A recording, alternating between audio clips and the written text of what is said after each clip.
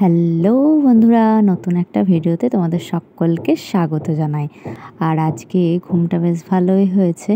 আমাদের জানো তো দোতলাতে বাড়ি, তাই খুব ঘরগুলো প্রচণ্ড গরম। ভাগ্যিস এসিটা ছিল, তবে সবসময় তো চালাতে পারি না, তাহলে মিস্টার গৌতমের কিডনিগুলো ভিজতে হবে। ওই দুপুর রাত্রি একটু করে চালায়। আর এদিকে মনার আজকেও পরীক্ষা আছে, সেজন্য ও বেরিয়ে গেল এক্সামের জন্য। বাবা, আজকে তো ভুরি ভোজ, গুগলি, চিংড়ি, মাছ সব এনেছে। দেখি এগুলোকে কি করা হয় আজকে। ধুতেই অনেকক্ষণ টাইম লেগে দিল এগুলো। যাই হোক, আজকে করলাম পটল চিংড়ি, মাছটা ভাজায় রেখেছি, আর গুগলিটা করলাম সর্ষে বাটা দিয়ে। মিক্সিতে একটু সর্ষে বেটে নিয়ে করলাম। আর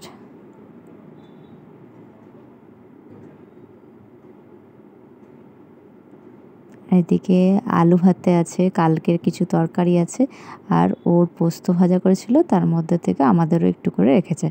আর ওরও আছে তোমার ছানার বড়ার তরকারি।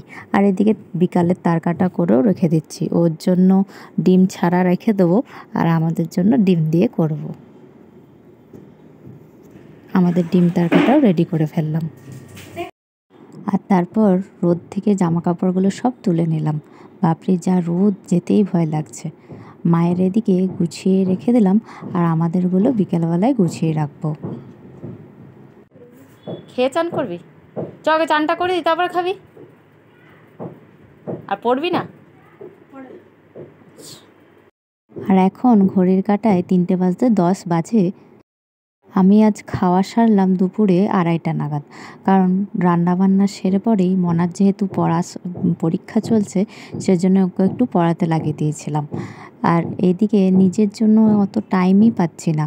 প্রথমের বেলায় বেশ যত্ন নিতাম নিজেকে, কিন্তু এখন আর টাইমই পাওয়া যাচ্ছে না সেরকম। সবার জন্য ভাবতে ভাবতেই দিন চলে যাচ্ছে।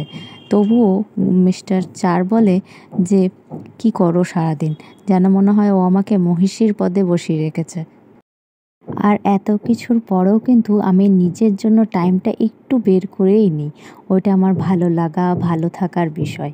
তো যাই হোক, ভগবানের ইচ্ছে থাকলে আর তোমরা যদি আমাকে সাপোর্ট করো, তাহলে আমি এগিয়ে যাব। যাই হোক, বাজারে মৌসম্বি পায় না, আজকে পেয়েছে, বেশ ভালোই হলো। চলো, আজকের মতন ভিডিওটা এই পর্যন্তই। দেখা হবে আবারও নতুন একটা ভিডিও নিয়ে। চলো, আজকের মতন টাটা। ভালো লাগলে সাবস্ক্রাইব করে দিও।